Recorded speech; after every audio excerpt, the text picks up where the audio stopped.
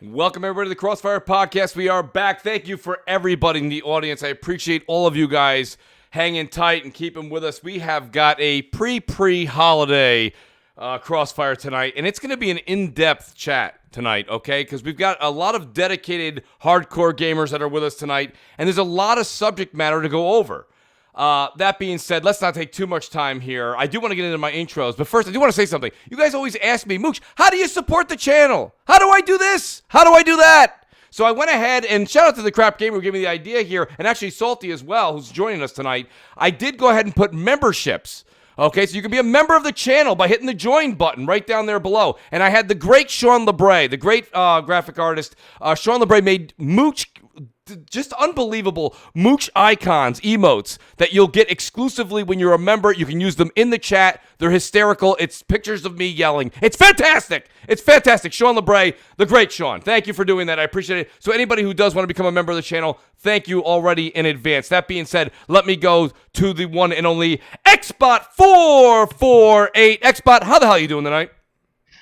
Battletoads! Oh, God, we're starting the night on that foot. All right. Brother, what is going on, man? It is good to be back. It feels like it has been forever that I have been live on Mooch's channel on a Friday. It's only been 2 weeks, Xbot. Dude, I was telling you off there, it feels like, you know, even with 1 week off, then all of a sudden it feels like it's been so long, but it's good to be back. This is my second home here on YouTube, and I can't wait to get into it, man. Well, I'm glad you're here, buddy. Honestly, it's an honor to have you back here, even after that 1 week hiatus from Thanksgiving. That turkey, the tryptophan's just wearing off now. That being said, I want to welcome two of our special guests. We have our first one here who's been here before. It is not his last time. It's Saltiest Gaming. Salty, welcome back to the show, buddy. I appreciate you being here tonight. What's up? I just got back from the grocery store, so the salt meter is nice and filled up. You know, we talked about this pregame. I hate grocery shopping. My God, there's some weird people there. It's stuffy. You're trying to get shit. People trying to, I don't know. And you have your kids with you. But yeah, I'm ready to go, man. That's funny. Salt says to me, he's like, Mooch, I just got back from the grocery store. I said, we're going to get an extra salty tonight. And he goes, abso-goddamn-lutely. And, you know, he's making his first time on the show tonight. I've actually followed him on YouTube for quite some time. You'll see his information. I promote everybody on the show. It's in the top right-hand corner. You'll see them starting to appear slowly on the show here on the top right of the podcast. Noble Arcade, who's got a great YouTube channel. Noble, how you doing tonight? And thanks for joining us. I don't even know what to say. Everybody's got like their own voice and sound already, and I'm new. What's going on, guys? I appreciate you guys having me on, and hopefully Xbox 448, whatever the hell that guy's name is. Hopefully he doesn't mess around with me too much today. We'll keep him off your back, buddy. I promise. You're gonna be on fire, brother. On fire tonight, bro. And we may even have Gaming Forte stop in. Guys, before we get into our first subject, let me just ask the chat to please tweet this out, retweet it out, let everybody know we're here. It's Friday night. The weekend doesn't start without Crossfire. That being said, let's start with the biggest, hottest topic of the week, guys. And I'm going to go ahead and start with Salty here. Salt, I know you've got a video on it. You had a great podcast last night on it. What is going on with the rumors resurfacing on Lockhart? Is this something when you saw it, you were excited about it? Or is this something that kind of makes you step back and say, wait a minute, how many more SKUs are we supposed to fumble through before we get to next generation? Yeah, I did a video on this. We had a great conversation on the show. TSGP, shameless plug, but yeah, interesting story with this. Lots of background, right? You rewind time, right? Take the DeLorean, you go back to 2018. I think it was Brad Sams or Jez, one of those two. They broke the story. The Xbox, they were going to go with the 2 SKU, right?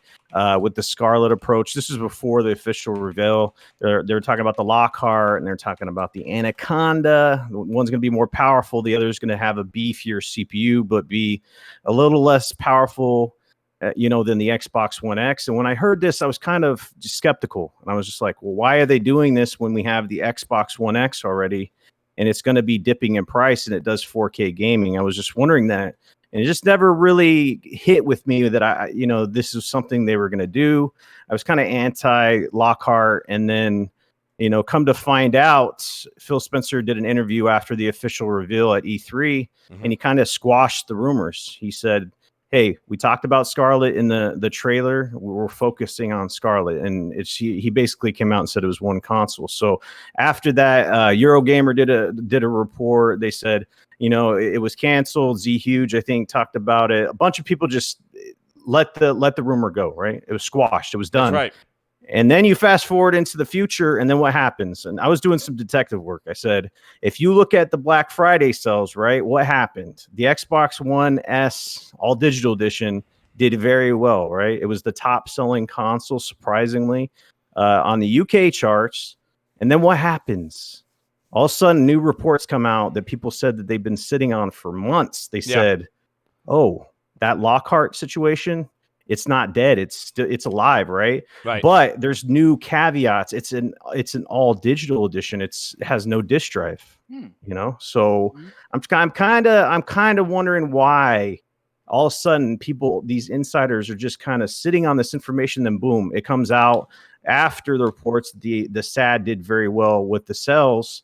I'm not questioning people's credibility, but there was lots of reports, and then the reason why some of these rumors get going is because Xbox, the higher ups at Xbox, they kind of say one thing, do another, and then they confound each other's reports, right? Yes. Matt Booty says, hey, we're not, acquiring any more studios. And then Phil says, hey, we might want to, pick up a Japanese studios. That's just one example, So I don't know if people really believe what the higher ups say. So even if Phil Spencer comes out and says, hey, we're not doing the Lockhart, hey, we're only doing one console.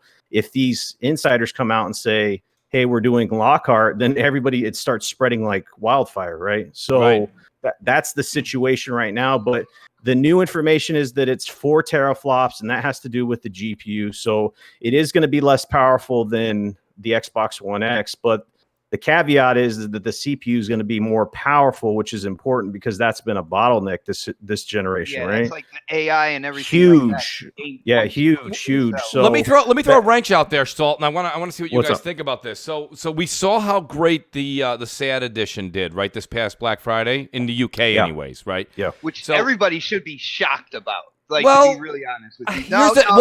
That's why so I kind of, people, but that's why I labeled this though, Xbot. Is it price performance? What is it that the audience really is asking for, and what does Microsoft and Sony really care about? In this present time, it is definitely price, but that does swing like it's a pendulum, and it goes from one side to price and then another side to power. It kind of goes back and forth when it comes to this whole thing. But I will say, when it comes to Lockhart, though, I will say I have been one of the most consistent people on here about that. When they said that they were going to come out with a lower price version, I thought it was a good idea. When the rumor first came around, I was like, well, then they can make the higher tier, the more expensive one. They can put every little bell and whistle, make it as powerful as possible, because they don't really have to worry about a price ceiling per se, not the way you would if you only came out with one console. But when it comes down to it now, I think this is a good idea in all digital, right? When it comes down to it, the Xbox One X is just going to keep getting price cut. So that's going to be like your entry level and stuff like that for people who don't care about the parity, who don't care about like the more AI and stuff like that a beefier CPU will give you in a game. And then when it comes down to it, you have a lower point entry model of Scarlet, aka Lockhart, and then you have the one with all the bells and whistles, the luxury edition, the hardcore edition Xbox. Like I have always been on the side that they should do that, and I think it's a good idea. Well, who are they trying to reach, though? Are they trying to reach the $199, right? Everybody. Hear me out. But you got to understand something, though, Xbox. They are trying to reach everybody. Everybody's trying to reach everybody, right? I get that. But my thing is, though, are they trying to think that they're going to be able to do this, like, back-end deal where they have a 1080p 60-frame machine, right, for maybe $399 or $350? Like it's 1440p. Oh, 1440p, right? That's what they're... Okay, my apologies. They're trying to match, like, the PS4 Pro is what it's coming out to say, right? Something along those lines is power. The next series of hardware PS4 Pro type thing, man. Because you got to remember, the CPU, having a better CPU is a big deal. Especially, there are certain games that are built completely around the CPU. They're CPU-heavy games. So I get that, but I got to be honest with you. I don't know if this is... I think it's confusing. You've got the Xbox One Day 1 Fat Edition. You've got the S. You've got the SAD. You've got the X. You've got the Lockhart. You got the Scarlet. I mean... really, this is a bit confusing. And you don't think that doesn't fluster people when they're at the cash register. Oh man, see, and this is the same thing that we talked about before. We did. How it's gonna. I don't think people. In some cases, yeah, people are gonna be like that. But when it comes down to it, all right. Again, when it comes to games that are being run on the Scarlet and or Lockhart, if it turns out to be the real thing, and then like the Xbox One, Xbox One S, and Xbox One X, they're not looking for parity between those two groups of machines. So if you can't afford it, right? If you can't afford it, they're going to keep slashing the X. The S is really cheap. You saw that with the all digital, and you got an Xbox there for possible consumers to buy into and buy games. Let me just respectfully acknowledge the super chat here. Shout out to Doggy Dog 420. Says super chat works. Thank God it works, Doggy Dog. Thank you for that. I appreciate that. Right, and then I've got Mr. Twister here. He says here, Mooch. He says, what pushed Xbox sad was the price point. Here in Sweden, it's 99 euros, and that would be $99 in US, dirt cheap. That's the thing. It's cheap speaks. And don't think that that's not where the casual market lays, right? The casual market is playing what? Fortnite. So, Noble, what do you think about something like this? Where are you when you go in the next generation? Are you willing to go ahead and thumb through 6 or 7 different SKUs till you find the Xbox of your liking? I always get whatever the best version is. As soon as the Xbox One X came out, I went ahead and picked that up, and I'll be doing the same thing for the next generation of systems. But it's kind of hard for me because whenever we get new systems, I always have to buy 2 of everything. So whenever the new systems come out, we're getting 2 Xboxes, whatever the best one is, right? 2 PS5s because I have a wife and she wants to game with me. That's awesome and expensive. But as far as the people that might get frustrated about it at the register and stuff like that, I don't think the people that are casuals really care about all that stuff. I think that if you're a hardcore gamer, if you know what you're getting, if you're into the hardware and you want the best of everything, you're obviously going to get the more expensive SKU, the one that has the higher flops, however many tippy toe flops you guys have or whatever. That's totally fine. But for the average consumer that is a gamer but just plays casually and stuff, I don't really think that they actually pay attention to that all that much. They just want their games. They don't really care too much about where it comes from as long as they're able to play it. And then on top of that, if they can save some money, because I mean, all this stuff, it's a really expensive hobby, I guess. It's an extremely expensive hobby. It's really expensive. So like whenever the new systems come out, on each one, I know I'm already spending around $1,000 for the consoles themselves. That's not even including the games, the controllers, all the extra accessories that you're going to pick up. So yeah, it's really expensive. So like people that just do it casually, they're going to go and get the cheaper version as long as it provides the same amount of gameplay that is available. Okay, so let me pose this question then to Salt. Salt, what is going on as far as the developers are concerned? And I tried to get the Don on. I couldn't get him on tonight. He's still at work. But what is happening here with the developers? Because one thing that people said to me, especially when we're not going to get into the Stadia stuff right now. We'll talk about that later. But when people are saying you have to constantly keep, we're not talking Stadia tonight. No, we're not. We're talking about 18 different SKUs. Listen, what I wanted to go over though is that you have a situation now where yes, they do make the games to the most powerful point at the first development, right? Down. And then from there they go scale down. But at the same time, do you feel it holds first party back? I don't think it'll hold third party back, but I think it'll hold first party back. It was interesting. It was interesting. I was listening to a podcast about this, and there was multiple developers on there, and they're pretty straightforward when it comes to the development of games. It's you make it for the best, top of the line hardware, and then it scales down. And someone brought up the point where like Minecraft, on PC, it's unlimited space and stuff like that, and then there's invisible walls like on consoles or whatever. Yes. And he was using that as an example of why it wouldn't work, but that's actually the opposite. It's like the lower tier system, you're going to take things out, right? Resolution's not going to be as good. It's like turning down settings on computers. Yeah. But eventually there comes a time where your specs don't meet what's required, right? You can't run the game. Yeah. Now that's going to be important because the Xbox fat, right? How many teraflops is in there? It's just not that powerful of a system. So you're trying to run. They're numbered, brother. Yeah.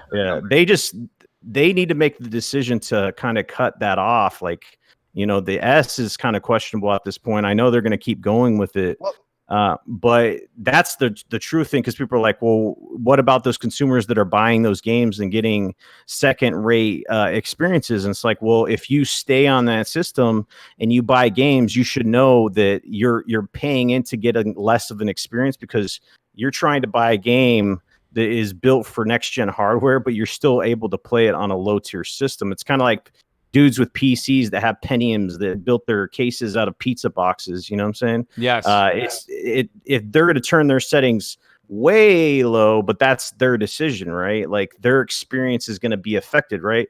Particle effects, draw distances, resolution, the amount of AI that could be on the screen, all that's going to be affected. But you as a consumer, if you're okay with that, then that's fine. But it's just a question of, when is Xbox going to cut off that fat? Because that's really, it's like, really, why is that still supported with the S? You know, absolutely. For right now, I can see what they're doing here. Like, and it's exactly what you said. And I think a lot of people out there need to really let that sink in. Like, when it comes to these two groups of gaming consoles or whatnot, they're not expecting parity. Anything that has multiplayer, they want to keep the same frames per second. That is a must right there. But when it comes down to the resolution, when it comes down, like you said, particle effects, even in like the campaign, whether it's co-op or something, you might deal with less enemies or something like that, because you're grouped together with somebody that's on that system. Yeah. But when it comes down to it, I feel like the Xbox One, the original fat one, its days are numbered. What they want to do is, even if it's playable in 2020, when they come out with the launch lineup for the Scarlet, if it's playable, all right, on the original Xbox One and stuff like that, I feel Xbox considers that a win, because once they go into that, they are going to start slashing the Xbox One X. That will be the entry level. People, it'll drop down to a point where it's like, it's a no-brainer that I'll trade this in, and for a couple extra bucks, I'll get the X and I'll continue to play these games. If you're in that kind of like economic bracket. Let me take a quick second here, Xbox, not to interrupt you, but I want to thank Sir X-Man for becoming the first member, being a sponsor on the Mooch Maniac. Number one Mooch Maniac. Thank you so much, Sir X-Man. And also I want to welcome Gaming Forte, who, sometimes it's good to show up to a party late. That's usually my MO. So, Forte, listen, just so you can welcome Forte to the show. Forte, real quick, what we're discussing here is, of course, the rumors that have come out that Lockhart's back on the table. And I don't think anybody's more excited than Forte with his, he's a GameStop representative. Forte, what's your take on this new rumor that it's brought back to life? And honestly, I don't think it ever left. I just think that it got kind of snuck under the rug and kept quiet. But do you think this is something that people are interested in? I don't know if GameStop's even that impressed with something like this, because it's halting sales of physical media. Well, first of all, to me, it's stupid that if they did this, yes, I don't think it would be the most. It wouldn't be the best thing that they could do. Now, granted, if this was something that was still on the table and just got pushed along the side so people can, focus on the Scarlet and everything, that's fine. But me personally, I'm with Xbox and what he just said. I just believe that as of right now, you already have a system that could be the entry level. I feel like 3 years of the X being out, and it hasn't even seen half of what it actually could probably do, because it's being held back by older hardware. Everybody keeps forgetting that, yes, it does have the same. Hold on, and Forte, that's because Phil said parity between games running on X and games running on the S and the original Xbox One. Yeah, but didn't they go against that with PUBG? They did. So I don't know, man. I don't know about that parity situation, if that's even a thing. They made one exception, man. When it comes down to it, guys, man, they'll swear up and down, but at the end of the day, they're going to do what the hell they want anyway. Well, Microsoft says a lot. Microsoft, and at this point, I just consider what Phil Spencer says as Microsoft, because so much stuff goes back and forth. Because I think Phil Spencer says a lot of stuff that he wants to say as a gamer, as part of a person, as a person. But I think when it goes up to what Microsoft wants to do, a lot of that stuff just gets squashed, because granted, you do got to ask for the money to make this stuff, and it just doesn't make sense to me, because overall, Microsoft doesn't care about hardware sales anyway. So If you don't care about hardware sales and all you care about is just the engagement of your platform, why would you go out and put R&D into question when it comes to an extra system? Great point there, brother. That right there just makes no sense. I mean, especially since you already have a system on the market that goes for $500 that you could easily drop to $300. And if you want to do something even better, do what you did with the Xbox One S. Take the drive out of the X and drop it to $250 and make that your entry model system. You did it with the Xbox One S, so why can't you do that with the X? So with the X having that CPU with those old Jaguar cores, even though they are heavily modified in the X, I think when it comes down to it, like Salty said and kind of I said with that no parity between like the Xbox One group and the Scarlet group. If you want to get into the next series of games, the launch lineup coming out in 2020 and beyond that, and you don't want any sacrifices on the CPU side, you still want, all the enemy AI and all the good stuff that comes with having a beefier CPU, then you have a more affordable option with Lockhart. I mean, the only thing that people are going to have to think about is the all-digital system. But at the end of the day, we see how digital sales. But wait a second. Listen.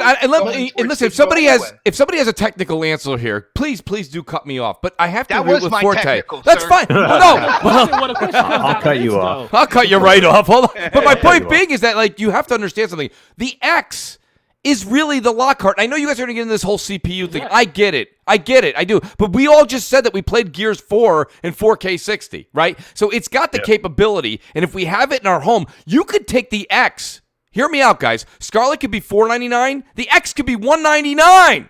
And they could kill it. Why the Lockhart? Why another SKU? Yeah, exactly, Mooch. Here's the deal. I think if you looked at the average consumer, if you asked them, do you care about frame rate? Because we got to take our hardcore gamer mentality out of this. Yes. If you asked the average consumer if they knew about resolution or they knew about frame rate, for the good or the bad, if you asked them, hey, when you go out and buy a television, what you're looking for? Well, that 4K on the box, that's cool. Right. And they don't even know what that means, right? They don't even know what that means. They're like, is it 4K pixels? No, it's not. You know what I'm saying? Yeah. So the 4K arguably for the casuals, that's what's going to sell in my opinion. So the fact that you're putting out a whole nother SKU, right? Just for that increase in CPU, it doesn't sell it for me because I don't think there's that many casuals out there that give a shit about it. Well, they'd rather get a cheaper Xbox One X and have 4K gaming, and then boom, that you already have the problem solved. Check this out. Hold on, just one second. This is something we haven't thought about here as well. When it comes to new consoles, there are new features as well. All right, so for the people who want to get into it with the new features and stuff, but can't afford the Scarlet or whatnot, there, I can see Microsoft and Xbox coming out with the Lockhart, and from their business model, Lockhart being supposedly an all-digital system, it caters to their promotion of Game Pass as well. So, when you see that on the business side of things, it's like, all right, I can see where Microsoft and Xbox is going with this. You know what I'm saying? Man, I see a future where on the back, if they did this and they kept the Xbox One X and they still have the S and they have a Lockhart and they have the Scarlet, you're going to be looking at recommended specs on the back of a case to see what systems are going to run what games. And it's the most stupidest thing in the world. Why would they? I mean, I understand exactly what you're saying, but to me, it just makes no sense to even introduce another system like that. At the beginning. Not even at the beginning, because why waste the R&D? Why waste that R&D at the beginning of the generation when you can literally carbon copy what you did this generation at the end of the and day, bring one in the middle? They want the mind share back. They want the casuals playing Xbox, and they want the hardcore playing Xbox. But they want them invested in the platform. They want everything from the platform is about Xbox. Hold on, Xbox. Hold on. Salt, go ahead, Salt. All right, to counter that, they don't care about people getting the mind share. They don't care about any of that. Like, they don't care if you stay on your Xbox Fat. They don't care if you're playing it on a mobile Yeah. phone. That we just got to That's not my cut the share, though. bullshit. We got to Right. cut the bullshit out, right? That's not my Honestly, there's no question in my mind that next generation is going to be a slaughter based off of how much sales are done. And I know a lot of people don't care about sales, but it is what it is. Honestly, they don't care where you're playing. So what is motivating the casuals to move up to an Xbox Scarlet? Not much, even if you have a Lockhart there, because Xbox has put out this mumbo jumbo, we don't care where you play options, this and that. And people ask me, well, Do the casual know about that mumbo jumbo thing you just talked about? here's the deal, Xbox casuals, they've shown time and time again that power doesn't really matter to them, right? The Xbox One X didn't sell that well. Examples all over the place, right? The Switch selling gangbusters, right?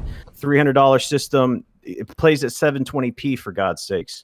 So the casuals have shown time and time again they don't really care about that. So next generation, you're going and Xbox is telling the consumers, play wherever you want, play on xCloud, because legitimately you could sign up for a Game Pass and you could play on your mobile phone. That you could play that way, right? You could play on Game Pass through xCloud, and that could be your platform in the way you play, right? They don't care if you're on the fat. They've said this. That's why there's forwards compatibility and backwards compatibility. That's why, in my opinion, it's a very hard sell for people, because you're telling people, hey, you don't need to upgrade to the Scarlet. You could still play Halo Infinite and all the other future games on older hardware. Whereas the PlayStation, hey, you need to upgrade to play a lot of our games, right? And see, and that's another thing. Like I've seen people on Twitter absolutely championing, like, when generations are cut off. Well, it's the way it's been. Like, if we ever had that mentality,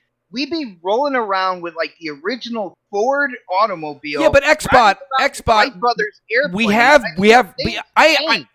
we got to stop. You can only go consumer friendly so far to where you start like literally holding yourself back from progression. Okay, what I'm trying to say here, hear me out for a second. Just hear me out. What I'm trying to say is both companies are offering back compat next gen. Okay, so you're gonna be able to take all your games with you. Everything comes with you, but there has to be a point where you say, okay, I'm gonna stop here, and now you have to have the better hardware to play the better game. Right? And now that'll be in the future, and nobody wants to talk about it, but in the future, that may be xCloud, Stadia, etc., whatever that may be. That's one thing. But I'm saying to you guys, you have to say that you have to cut the cord at some point and move forward. And that's the thing. You have PS5 right now, and I know you got into a thing today, and we're not getting into the thing, but right? No, but Xbox. Right? We're not getting into the thing. But PS5 is, if the rumor's true, and it's Jason Schreier, and listen, whether you like Schreier or not, he does have he's in the positive as far as his track record, okay? He's hearing that a good number of PS5 games are going to require a PS5. And listen, there's nothing wrong with that. That means you have to go to their store, you have to buy their product to play their game. But here's the whole thing. Here's the thing about it. Like, at the end of the day, you know, I know I'm on YouTube and everything. I look at things on both sides as a gamer as well. And I feel like not a lot of people are looking at it as a gamer. You know, they're like, no, we need to be cut off, and we have to invest in the new console and begin the library and all that stuff right there. And you know, when it comes down to it, if I was running a business, and even if there's no parity, if people were going in and investing on what I make the most money on, my subscriptions and you know, game purchases and stuff like that, if I could possibly, people that don't jump in right off the bat, because I think we've all said the hardcore are the ones that are there day one when it comes to new hardware and stuff like that. So they're already thinking about frames. They're thinking about the improvements in games and all that good stuff, right? So if people can still invest in games and think, well, hey, down the line, you know, I'll pick up, you know, Scarlet or Lockhart or whatever, that's a good thing. That's a good thing on the business side, because you have people spending money, whether it is a subscription or whether it is the games. You have them still putting money into it, even though, you know what I'm saying, that there's a whole new series of hardware that came out. And eventually they are growing their library. They are betting themselves into that subscription. When they can, they are going to jump up as well. Like, I don't understand how that's a bad thing.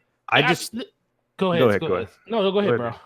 So I just think that there's a tendency Like I as a cheapskate myself, as a fellow mooch, like Mooch. Yes, welcome. I love a good deal. I love saving money, all that stuff, right?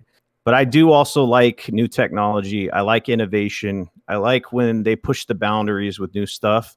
And even though you're going to scale down with the hardware, that Xbox fat is in my mind. It's burning a hole in my brain because that fat is going to get trimmed off fairly quickly. Well, it's not though. They haven't addressed it, so it's like you're looking and you're like, okay, they're going to develop for the highest common denominator. But I mean, they don't want to come out and say, "Hey guys," especially I can see them planning, like I said, to slash the X further and further. But if they can run Halo Infinite on the fat, I got to think in my mind that at some point they had to do something to make it work on that system, right? And if you're trying to push the boundaries of tech, like, do you guys remember with Destiny, right? They kept coming out with DLC, and then it got to a certain point where the 360 and the PlayStation 3 just couldn't do it anymore. They couldn't cut it anymore, right? So they had to tell the consumers, hey, you're either going to upgrade to the newer system or you're not going to play this game. Like they held off as long as they could, but they said eventually it just wasn't cutting the mustard anymore. That's right. So the fact of the matter is we're not all in the R&D. We're not in what the higher ups are saying, but I guarantee you when it comes down to it, if it comes to pushing the tech further and saying, hey, we're going to go with next gen visuals to the max, or we don't want to leave behind the fat Xbox, I might think that they might cut a little corners to keep the Xbox fat around for a little bit longer so they don't lose that consumer share. You're guessing one way. I'm not necessarily guessing that way. Xbox, listen, Xbox, we talk about all this nostalgia, right? Nostalgia is a hell of a drug. You guys know this, right? How about how great it was? And I'm going to date myself here, guys, so everybody put your seatbelt on for a minute in the audience, okay? My thing is this. We've got a situation where I went home and I brought home a brand new SNES. And I couldn't wait to see the difference in the graphics and the mechanics of Super Mario World, right? I'll never forget that day as long as I'll be 99 years old, if I'm still around, right? And I'll never forget that day I came home and I was like, this system kicks the last system's ass, right? And that is what I want to feel when I come home. And I got to be honest with you, okay? I'm going to be a very bold prediction for everybody. I got a feeling when I bring home my Scarlet, I'm not going to be blown away from the guy who's playing Infinite on his X. And I'm not. And that's going to suck. That's the thing, because we pushed the limit, right? We've hit that plex, right? The apex of resolution, right? You can only pack so many pixels in there. And then frame rate, you got to cut it real close. You got to watch a YouTube video and you could barely see the difference, right? Oh, there's a little bit. And then we're talking about ray tracing, which is going to be minimal on the next gen system. So you might get some ray tracing on a puddle on the ground. You know what I'm saying? So that's the thing. It's like you're talking about that, Mooch. Because 60 frames per second, okay, that's one thing, and all that other stuff. But are you going to be blown away and going to be like, holy shit? Right. I'm glad I bought a Scarlet instead of keeping my X. I don't know if that's the case, dude. You know, and that's why I feel the way I feel about them making a mistake if they were to go down this whole two-system road, especially when they already have a system that can actually handle that, because it's already been proven that it's already been underperforming compared to what the power it can actually put out. I just keep going back to this whole, and like I said, I don't, if they were to do this, I wouldn't be mad. It could be a thing that they actually do. I just feel like it doesn't seem what Microsoft wants to do, because they've been telling us. That's the best point this entire conversation. They've been telling us things that we've been hearing different things from them and different conversations from them over the course of the last year and a half. First you said you don't care where people play their games at, but then on another hand, you're telling us that then we're hearing these rumors that you're bringing out two systems but you don't really care. Why are we putting that much emphasis, or why are they putting that much emphasis on hardware when they don't even care about selling it? That's where that's the one part of this whole thing that I keep going back to, because xCloud and Game Pass is what their measuring stick is now. The Xbox One X and the Scarlet are basically love letters to the community of the people that want to play on physical hardware. That's what those two systems were there for. It's not because they wanted them. They didn't. It's not that they wanted to. They felt like the last systems underperformed. At this point now, they keep saying we're going to have a system available for the people that want to play on console, and you're going to get the best available system with the best power we can give you. And Microsoft said that we will never lose the power narrative. That doesn't mean they're going to bring a system that's less powerful than another system. That kind of spits in both directions, because why you already have a system that's going to be underperforming compared to the PS5 when it comes out, if the Scarlet happens to be what they keep saying it's going to be. So why would you double down and make another system like that when they're not going to discontinue the sales of the X? They didn't say anything about discontinuing sales on Xbox One S's. Why are we adding a fourth system to that measuring stick? Because I agree with Salt. Sooner or later, stuff has to get phased out. And people keep laughing when I say these minimum expectations that's going to be on the back of disc on cases and stuff. Yeah. Sooner or later, you're going to get to a point where there's like diminishing returns on these older systems. Absolutely. It's going to, and if Xbox, I don't think anybody's arguing. Hold that. on, Forte. I want to get back to that. Hold on, that diminishing the diminishing value. I want to get back to that in a second. Shout out to Failed Pyromancer, and this is a great question for the panel as well.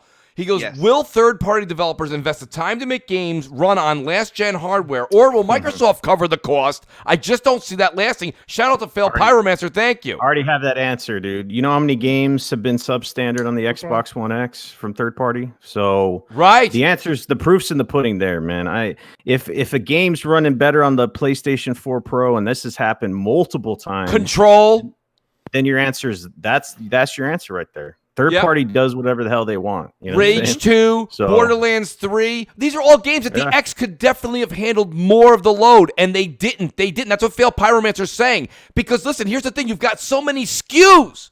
You know? What do they make it to? What do you want me to do? You know what they're going to do? They're going to make their game for the market leader. And it looks to me, okay, I don't have a crystal ball. I don't have one of those magic 8 balls you shake, and it tells you an answer. But I'm telling you right now, it looks to me like PS5, because it's a different battle, folks. This is a battle where your games, your hardware, your controllers, your accessories, they come with you. So this is not a say-all, end-all. You buy a PS5 and all your merchandise and games come with you. So this is not that easy. Now, Gaming Forte, I want to say something. I've been saying this for weeks, and maybe you can help me out and tell me if I'm right or I'm wrong. And either way, let me know. The reason that I'm willing to go and get a Scarlet on day one and not hold back is not because of the graphical performance, okay? It's going to be because of the value of my trade-in. And I think with all these SKUs out there, these Microsoft Xboxes are getting very saturated in the gaming space. So if Microsoft's going to give me $250 and GameStop's going to contribute, and it's a $500 box, I can trade in 2 Xbox One X's, get my new gaming system, and be on my way. Is there any logic to that, Forte? No, that's 100% logical, because that's what I tell guests when walk in my store now. I tell them, like, hey, trade in that original Xbox, get that Xbox One X, because they say, well, the new system comes out next year. I say, well, think about it like this: the X was on sale for $340 or $349 over the last week. You can literally had traded in your original Xbox for $125 and got an X for $225. That's right.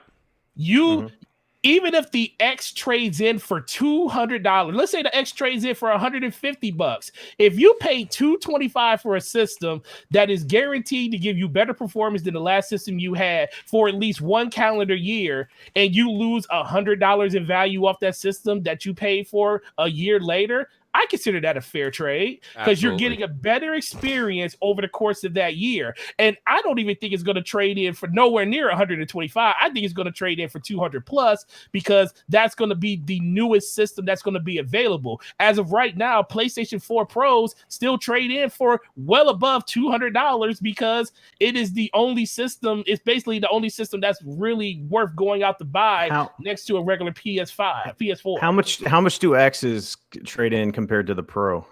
I'm just curious. X's, that's the thing. The Pro has The Pro has a better trading value Yes, based on the exactly. regular price of the PS4. The PS4 brand new. PS4 Yes. brand news go for $400, where they still trade in for like $250. So Where X's trade in for about $275 off the $500 price tag. see, so that's that you got to focus on that, right? So why is that happening? It's the value of the hardware, right?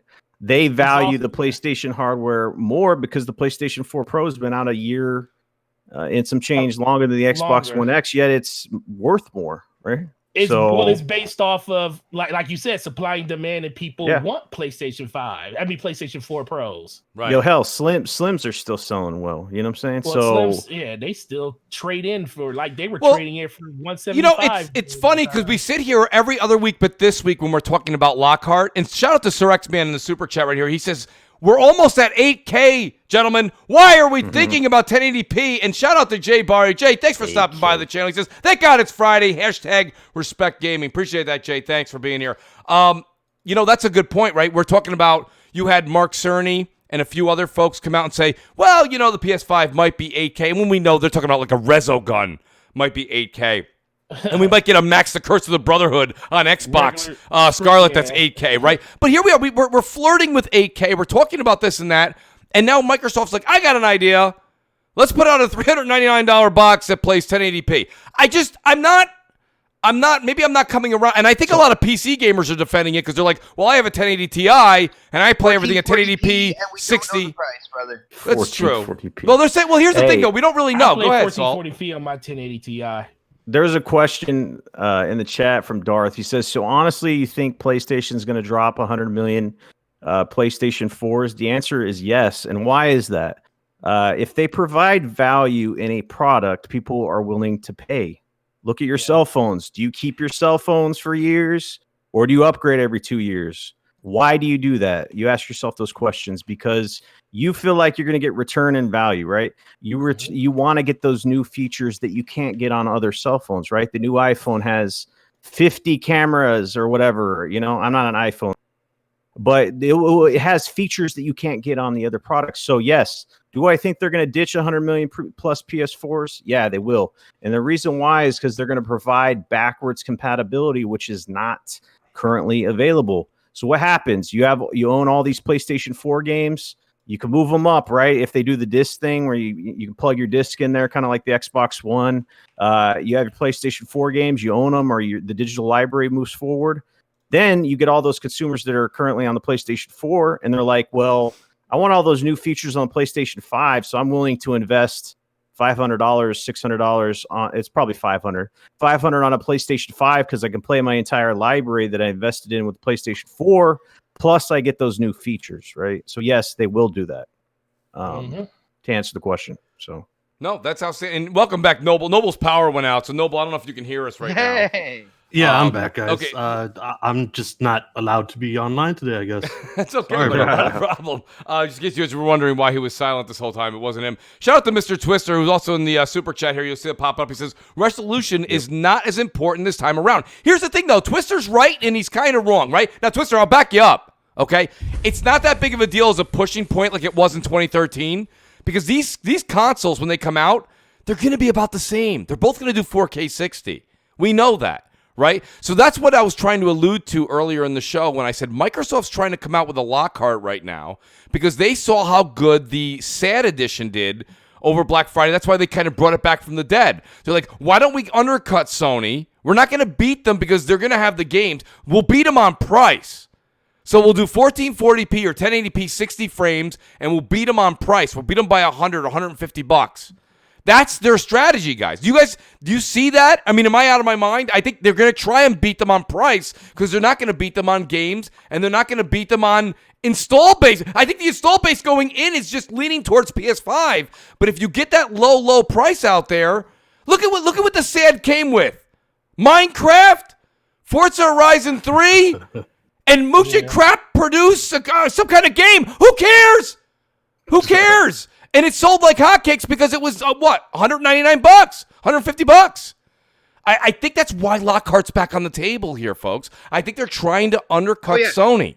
I think that's why there were, when going back to the beginning of the conversation, these journalists, like, they sat on this for months or whatnot. I think they might have been, given this information in a certain kind of like confidential way, and then if the SAD did well over Black Friday, they kind of gave a call to everybody like, yeah, no, we're doing that.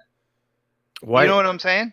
Why wouldn't they just do a Scarlet all digital edition and then one regular one? You know what I'm saying?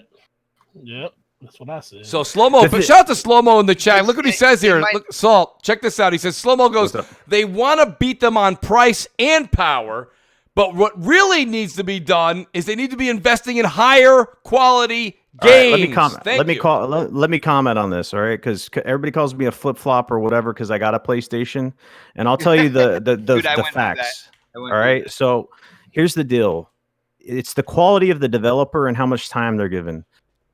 I can't explain how games look on my PlayStation 4 Slim with on a 1080p, set point, like God of War, right? The detail of the facial animations and the games, right? They just have this polish to them, right? I played Uncharted 4. My mind was blown away looking at this 1080p screen, but the graphics are different from resolution. So it doesn't matter what is going on with the power. If you don't utilize that power, then it doesn't mean shit. You know what I'm saying? At the end of the day. So we've seen signs with 343, coming back and basically building a new game engine that they're going to build like the new Halo on and stuff like that. I mean, there are signs that, comes to that because there's something, and I know people look at my name and they think that, I'm completely one-sided. One thing I have always said about PS4 games is graphically, they are absolutely outstanding. Uncharted 4, when I played that, I used to love like the amount of like swaying grass from the wind as you're going from like ruin to ruin and stuff like that. The details of the rocks. I never said anything bad about PS4 games graphically. Even Spider-Man. I said graphically it looks absolutely outstanding. And when it comes down to it, these developers are really good at pulling the most power out of that system. And probably future systems as well. I mean, that's I tip my hat to them and what they could do and what they did with the games that I've seen and I played on. So if Xbox, I want to ask you this question because I know a lot of us bought the Xbox One X. Yep. And I just want everybody to give their honest opinion, right? If you took all third party out, because the third party games that I play on my Xbox, that's fine. I'm just let me just appease my question real quick. If we took the third-party games out of it, and the reason why you purchased your Xbox One X was for the power, right? They called it a monster. Do you feel like you got your money's worth, first-party wise, taking advantage of the power? You don't want me to. You don't want to copy off my test on that one, Xbox. I can't. No, but I can't answer that in good consciousness because, like I said, third-party is where I play mostly. So what about Crackdown 3, bro? No. By your definition, if third party is the most important for you, then why not get a PlayStation 5 next gen? You know what I'm saying? Like, first off, I have not decided what I am going to get because I have not seen both systems. I have not heard the features. I haven't seen the launch lineups. There's people that are jumping 50 yards ahead of everybody and saying, "Well, I'm getting the Scarlet day one, or I'm getting the PS5 day one," and I'm like, "Yo, how are you guys actually doing that?" The only thing that draws me closer to Xbox at this point in time is the community that I play in, the people who I am used to playing games with. But other than that, couldn't you still have that if you couldn't you still have that community if you kept your X? You know what I'm saying? And that's how I feel. That's how I feel about it. I'm like, people keep saying, well, you keep saying that you might not be getting the Scarlet day one. I was like, well, but I thought we all said we're hardcore here. We are hardcore, but it doesn't matter. I mean, but we're also smart consumers, right? Like your return on investment, because we all can agree, right? It takes some time to rev up with a new generation, right? To utilize the power. So you're talking about a couple years before you're seeing real results, even with third party. Because I was a day one with the Xbox One, right? Rise was one of those titles that kind of blew my mind with how it looked visually. But overall, I would say I was disappointed with what I got in return of my investment, my $500 for next gen, because games weren't starting to put the power to use until like 2 years in. It was kind of disappointing on that level. So as a consumer, you're like, well, am I investing in a new system for what reason? Okay, I want to have the ecosystem. You could still have that with the Xbox One X. That's right. Well, I want to play the games. No, you can still have that on the Xbox One X. But, right? Exactly. But at the end of the day, again, I am, considered a hardcore gamer when it comes down to it. I like having. So that means you have to have the newest system. I like the latest and greatest. Yes. I like the new hotness. Okay. Well, here, let me read the super chat real quick. Xbot Valentine, he makes a good point here, and this is kind of what we're saying, Xbot, and this is what a lot of people are doing. Salt did it, I did it, Enrique did it, Gaming Forte's done it. Valentine says, "What's up, guys?" He goes, "I recently built a $2,500 i9 2080 Ti 32 gig RAM SSD PC. At this point, the only thing that excites me about next generation consoles is," and he quotes, "exclusives. Hope you guys have a great weekend." Valentine, thank you so much. His system's better than the next gen is. So it sure is. But at the same time, he makes a good point, though. Here's the thing, though, Salt. Right? You've got Microsoft saying, well, we're going to throw, Honey, I Shrunk the Kids, and we're going to throw Everwild onto your, those he can play those. Coming out before E3. No. Everwild is the next gen title. Yeah, that's like 4 years out. But Everwild, you're right. But everything else that they PS5 games are starting. And, people, and this is one of the other things I had here as one of my topics, okay? I understand that Horizon Zero Dawn is going to PC. But look how long ago that came out. That's a smart move, though, right? Let you double dip. I've been saying this a long time, and a lot of people don't understand. There's the consumer-friendly thing, and then there's things that just make sense, okay? Right. If everybody on this panel, if everybody in the chat right now was opening a business, you'd be like, how can we double dip? Right? That's what you do as a business, and you double dip. So my whole point is that you have Sony saying you need the PS5 to play these games. They're going to make you buy the $500 machine. Then you're going to need the machine for the first 6 months, 8 months, 12 months, 18 months for that particular software, that title, that exclusive. And then after that, you can double dip and buy it on Steam or wherever. They don't care. They already got the initial. It's the same reason the movies still has the box office. Do you think the next Marvel movie wouldn't kill on 4K Blu-ray? It would destroy if it came right to 4K. They're double dipping. You go to the movies, you pay them $20, you pay $85 for a bag of Twizzlers. I'm not happy about that. Okay? But then I pay another $30 when it comes to 4K Blu-ray. You double dip. It's true. So it's way that the business is done. And because Microsoft's trying to do this thing, they're trying to do this like lackadaisy thing. What they don't understand is when you still want a Big Mac, you got to pull in the McDonald's. And what Sony's saying is if you want to play God of War 2, or God of War 5, pardon me, you're going to have to come here. You got to buy the box. And Microsoft doesn't get that. Shout out to Sir X-Man again. He says, Microsoft is so lucky that Sony didn't do that swap thing again when the SAD came out and dropped the price of the PS4 to match that console. I don't know if they would. They don't even need to do that. They're not worried about Microsoft. Listen. We had PS. Look, this whole like what's they said about the whole resolution thing, and people don't really They really don't care. Only the hardcore really care about this and that. Dude, PlayStation was $199 with all of these people knowing that the new PS5 comes out next year, and we sold out of those things in less than 1 day. I had like 63 of those systems in my store. Most stores had a lot of them, and they were gone like that. It just comes down, like, they look at it like some people just want a system. They want value is what they value more than anything else. And that also goes back to why I don't understand why they just don't double down on what they already have, because if they can bring you a 4K machine that does games like the X can do, why not just make that the focal point of your entry point? Because people will buy it at a compelling price like $199 and $299. You don't have to bring another system to do that in order to get people in your ecosystem. I find this absolutely hilarious that people in the chat are praising double dipping. At the end of the day, you're the consumer, you're not the businessman. Like, seriously. Well, it depends on the topic. But Xbox, you're the one bending over double dipping happens twice, though. Man. Double dipping happens. How many times have you double dipped with console purchases this gen, man? That's right, Xbox. Only once. I upgraded to the X. Well, wait a minute, Xbox. Have you ever bought the same game on multiple consoles? I bought Rayman Legends on every Game console. It was There's available everybody I on. know bought Destiny 2 on 8 different devices. It's No, crazy, no. Yeah. I only have it on Borderlands one console. 2. right? I bought that Uh, shit so many times. Oh dude. God, Salt! I GTA got 5. Borderlands 2 on a Game Boy. I got it everywhere, Yeah. right? Yeah. Yeah. I mean, I we, No, we've mean, if all you- done this. I'm not a Borderlands fan anyway. When it No, comes but you down know what I mean. It doesn't matter I the don't- title. I don't have like a bunch of the same game on platforms. When it came down to it, when I got my PS4, the first games I played was The Last of Us Remastered, Infamous Second Son. I got a couple little indie games like Disc Jam, Resogun. Yeah. I played Ratchet and Clank. I played God of War Remastered, which was my absolute favorite. I absolutely love God of War.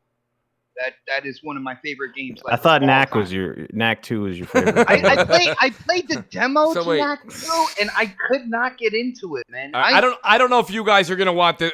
You can already see Xbot is livid right now. Xbot, we are really gonna get you going right now with this next Let's do topic. Okay. Here's the thing. So Halo Reach comes out, Yes. right? And it's doing phenomenal on Steam. It's doing phenomenal on Steam, which I don't think really is a surprise to anybody, They've right? been waiting for that for years, man. But what does this say? And we're going to get into Halo Reach. We're going to talk about that. That's the next subject right after this. But I just want to ask you guys, what does this say when you have a game that comes out that's that old, right? What is it, 9, 10 years old? Help me out here, guys. Right? And all of a sudden it's that popular. People can't wait to play it. Meanwhile, Halo 5's got about 6, 7 inches of dust sitting on that disc. What is going on between Bungie's Halo and 343's Halo? Is there Dude, quality? Yeah. No, PC. Hold Quality, on. right? You're taking out the fact. Like, you guys got to remember, when it comes to Halo, I believe I am the aficionado here out of this group. That's All right, fine. and there are PC dudes that have been waiting years for Halo Reach to be on PC. So when it came down to it, you know, you got the 4K edition, you got the HDR, you got the frames per second. And then on PC you can adjust to whatever you do. There was a huge thing about that game going to PC, but it's also good on the console side of things as well. And I think it's perfect timing to kind of like wake up the Halo community for next year with Halo Infinite, dude. It was a great decision, man. They weren't chopping at the bit to go play Halo 5, dude. You know what I'm saying? That's Like, right. They really even if weren't. it was available, like, it's quality, man. It's the seal of quality, the stamp. Halo Reach is beloved out there, but if it wasn't quality, it's the last game that Bungie made. Let's be honest. Yeah, and they went all out. One of the most polarizing. You know, of course, people are gonna go in droves, but it's there. People can't say that there's not a difference between the hype levels for the Bungie Halos and then the hype levels for the 343 Halos. It's just true. It's not even a conversation. It's not. And I'll tell you something. So let's put a little bit of. I don't want to use the word facts. I'm just going to use the words things I've noticed. Okay, so when Bungie still comes out now and they do these like preemptive things for Destiny, the DLCs that are coming out, they do this whole thing. And when you go watch any of these. Don't take Mooch's word for it. Right? Go look at these things. Bungie has these things on YouTube and they do their shows on Twitch and they show this is what we're doing. This is what we're bringing. Look at the people talking. They're moving their hands. They're knocking bottles off the table. They're like, we're going to have this. It's going to be... And their heart and soul's going into the story. And then you have Bonnie Ross comes out. She's like, Halo 5! And you're like, what? Like, Bonnie didn't even show off. She didn't even show up on stage to show Infinite off. How can you be the president of that studio and not get on the stage? I don't know about you guys for a living, but I do presentations, okay? And when you're the head of something, you present. It's the way you do it. Like, it's if I came up, wait, welcome to CrossFire. Here's Salty, and I leave. What? What? Yeah. Like, this is my show, right? That's her show. You can't be like... Said it right, though. She's like, love all the Halos, though. Still excited for Halo Infinite. And in the Halo... When this game dropped, there was a hype out there already in the community that I was trying to tell you about, Mooch, in DMs and stuff like that. You're like, nah, it's nothing. You know what I'm saying? And it turned out to be something.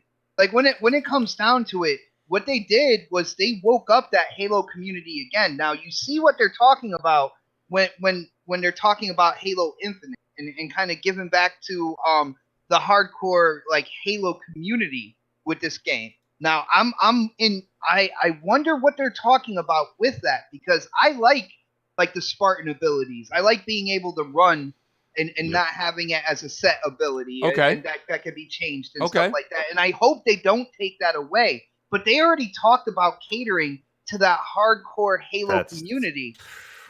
And they they said woke that with them Halo up. 5, though. They woke Please, them up. ADS your weapons for the love of God. Like, why? Why can't we ADS? I know this could piss a lot of Halo extremists off.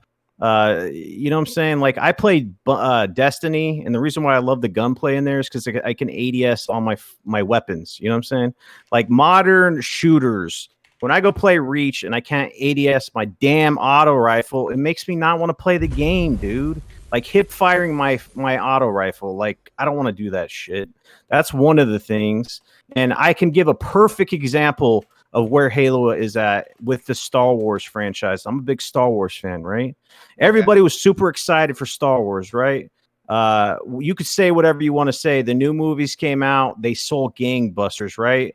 The first episode 7 comes out. It does extremely well. What happens? The Last Jedi comes out. Destroys the fan base. Right. All excitement levels just take a shit, right? Yep. Solo comes out, it bombs, right? Because no one has faith in Star Wars anymore, right?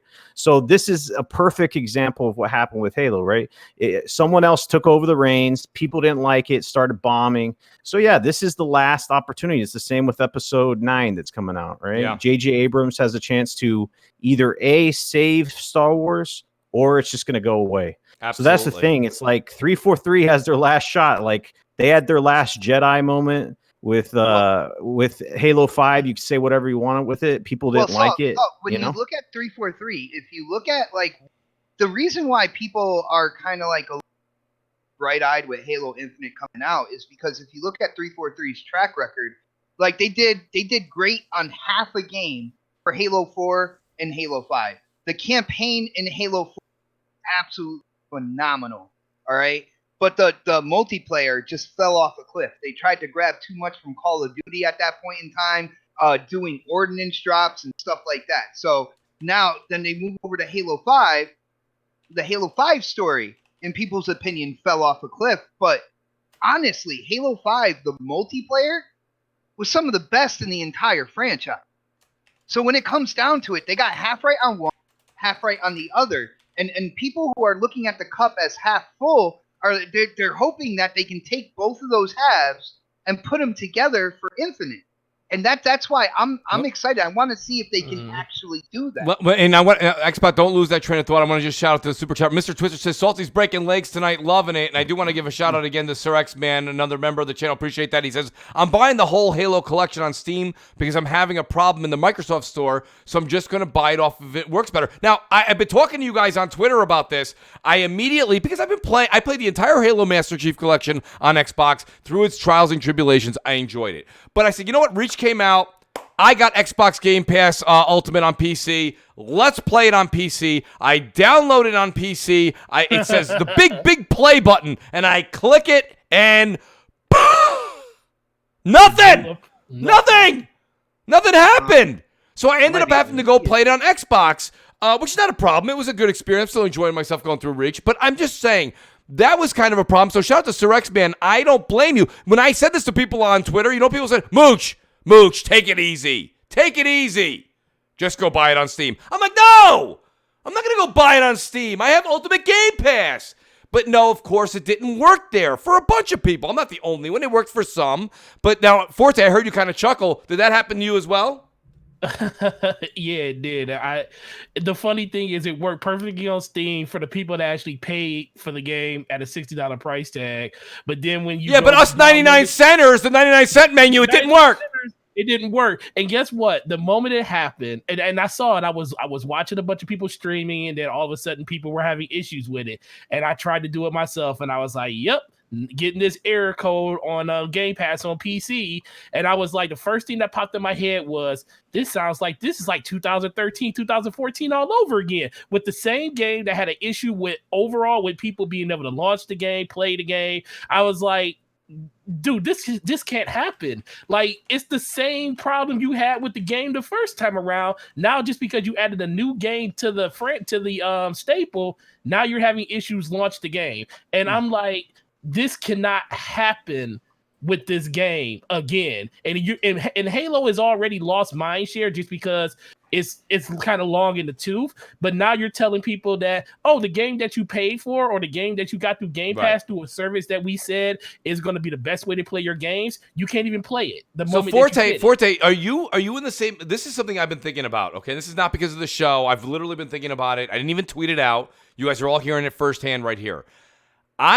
If you're a big time Xbox fan and you're saying I'm only buying an Xbox Scarlet, like, I feel a little bit nervous, and I bet you Phil does too. Phil would never say this publicly, but I bet you Phil's a little bit nervous that their launch title all lies on how 343 is going to put this game out, right? It's scary. I mean, the whole thing is on 343. Because if you go home, you plug in Scarlet, you go to turn on Infinite, and you got a problem, right? If it's like that turkey that Chevy Chase cuts open in Christmas Vacation, it doesn't work, man. If it doesn't work and it's a bunch of hot air, that's a big problem for a launch console. What do you guys? I mean, is that a big issue? To me, this is the last look. Xbox, I don't know if you want to hear this, but this is the last chance for Halo. Honestly, I love Halo. Yep. Halo's one of my favorite franchises. It's the reason I bought an Xbox. For me, I feel like they've been on borrowed time with Halo for so long because, like you said, 343 is not Bungie. They have not been able to put a full version of a game together since they had control of the franchise. I mean, for God's sakes, it's not even their game that's being led on PC. It's Bungie's last game being led on PC. And as long as this is the narrative that's going on, I feel like it's not going to change. And as of right now, if Halo Infinite does not do what it needs to do and not impress people like it should, I feel like that's it for Xbox when it comes to the Halo franchise. Quick super chat here from Slow Mo Black Slap. He says, "Never mind Xbot. I recommend Salty be Halo Infinite's 357th lead director." Never happened. Shout out to Slow Mo. Thank you, Slow Mo. Appreciate that. Go ahead, Xbot. Finish your thought, please. Well, is it the last chance? I mean, let's be honest. Forte, this is not hate. You gotta admit it's the last chance, man. It is. Everybody is talking on the negative side of things. I gave positive things to look at. All right. When you look, like I said, when you look at Halo 4, they did an absolutely incredible story that literally made me and my son cry at the end. All right. When it came down to it. All right. So they dropped the ball when it came to Halo 5's campaign, but they had one of the best multiplayers. So when it comes down to it, all they have to do is put that together. And you see them building a brand new engine. You see them, taking, 5 years to develop this game. Everything is pointing in the right direction. So I'm not going to sit there and be like, my goodness, what if the sky falls? Or what if somebody breaks into the house with a gun and I'm not armed? Or anything like that. I'm looking at it as a cup half full deal. Now, if it comes out and it's absolute garbage, I will let everybody know that as well. You want to read that super chat before I go off? But yeah, well, thank you. It actually just popped up for you faster than it popped up for me. Shout out to Fluffy Monkey. He says here, 343 tried to be different from Bungie, and it backfired hard. Too many failures. Halo 4, Halo 5, and the Master Chief Collection. Infinite is hopefully, in quotes, merging the best of both styles and must be a home run. Fluffy Monkey, you're not wrong, and that's what we're saying. This may be the say-all, end-all for 343, because in Xbot, I know you're a huge fan, and honest to God, I love that you're a huge Halo fan. It means the world because we know each other for so long. It excites me that you're excited. But I mean, I got to be honest, I also think about it, and I say, this might be the last chance for 343. Go ahead. I got a perfect analogy for this, all right? Sony Santa Monica. If you watch the developer documentary, Raising Kratos, the amount of risk that was on the line for that studio with the new God of War and the complete changes that they had to make with it. Now you look at God of War, you're like, that franchise could never fail, right?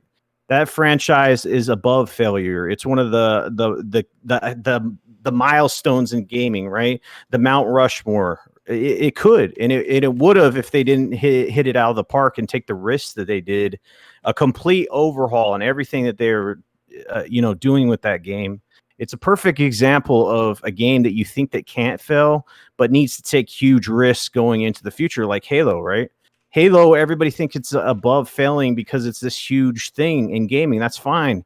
But like I said before, Sony Santa Monica, it wasn't like a for sure thing that they're going to come out with a new God of War and it was going to be a hit, because the games before that people didn't like, right? It was on its last legs. People were like, man, maybe they should just retire this game, right?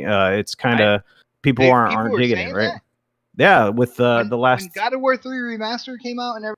What was the God of War that came out after that, though? Right? So you're focusing on the game that did well, right?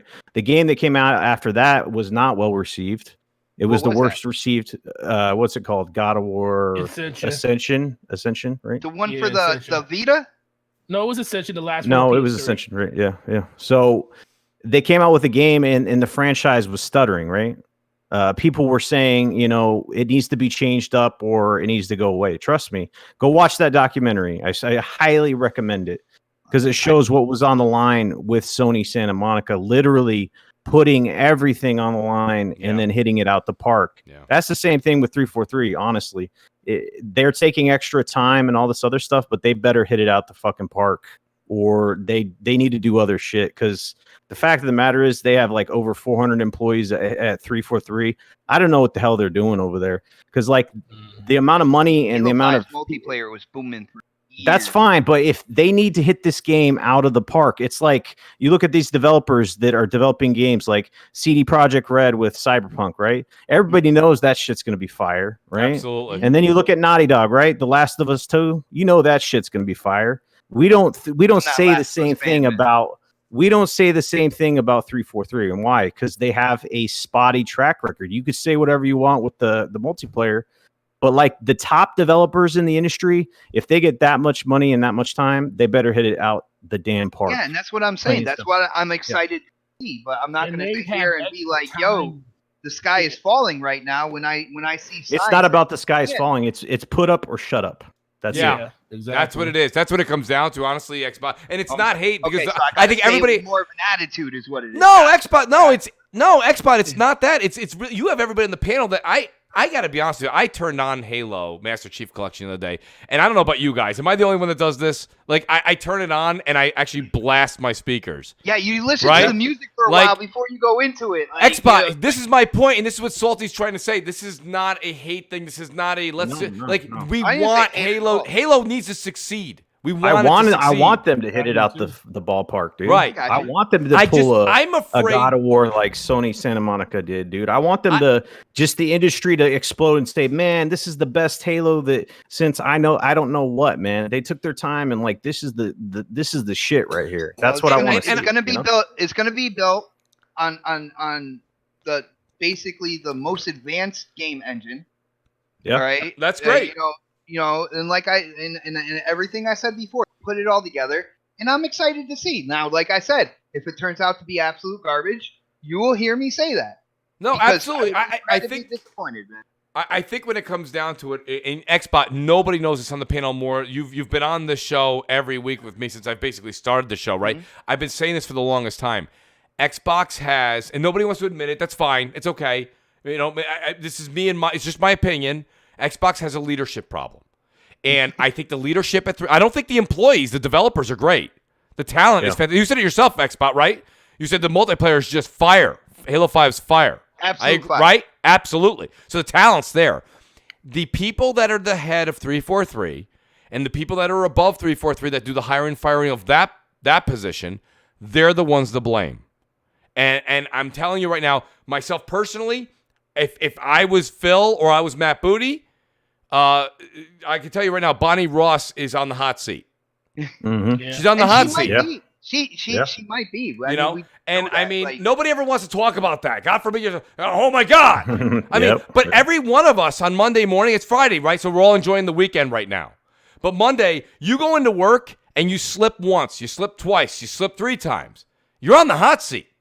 It goes for all of us. It's funny. It's funny that you mentioned Bonnie Ross because Kathleen Kennedy's in charge of Star Wars. I'm sorry, I'm gonna make another analogy, but she's been in charge for all this shit, man, and she's still hired. Now, if anything happened like this in any other industry, she'd be fired a long time ago. But she still has her job, and if if 9 sucks and she's still there, man, you got to question that. That's the same with Bonnie Ross. It's like if you're not doing your job, then GTFO, you know. And again, it goes down to this. You had the E3 stage all to Xbox, the limelight, the cameras, IGN, every gaming media outlet there. Why was Bonnie Ross not on stage to present? And she was there. She was there. So it wasn't like she had a family event or she couldn't make it or it was an emergency. She was there, but she just wasn't on stage. That's her baby. That's the baby, right? Halo is Microsoft's baby. You can't not be on stage. I wouldn't even have the guts to be like, if me and Phil were friends for years, Phil, what's up, Mooch? You like that? And I'm not going on stage. Why would you not go on stage? I'm gonna let Jimmy, my third tier down guy, handle it on stage. No. When I saw that shit had come out, I'm like, now you got shout out to Matt who's in the chat here, real quick. Not Matt. William Lenza. He says you guys don't understand slip space. I am going to completely agree with William, and I'm going to agree with Xbot. The Slipspace engine is probably amazing. It's probably immaculate. It's what they do with it. But it's what you do with it, right? Exactly, Xbot. It's not. And the funny thing is, what we saw in the trailer, and now people aren't in the Halo community, don't necessarily know this, but every time a new Halo comes out, the first thing that they really kind of show from that Halo is the reveal of Master Chief every single time. You saw it with Halo Guardians as well, where he had like the cloak on, he was in the desert, and like all the way down the line, it's the reveal of Master Chief. So when we're like, well, they're not showing any landscapes here, and where's the gameplay? That's not what they show when they show their first kind of like teaser trailer of the next Halo. That is what they show, the unveiling of Master Chief. But when you hear developers and people break down that trailer, there are a lot of things going down that are technically advanced in comparison to what we are dealing with now. Now, I hope that it really comes to fruition when you do get out there and play the game. But for people to say, oh, this looks like such and such a game from like 2 generations ago, you don't understand what you're seeing when they're showing that particular thing. And it's not the official like unveiling of the gameplay and stuff like that. It's the traditional what they've done from the beginning, which is show the Master Chief.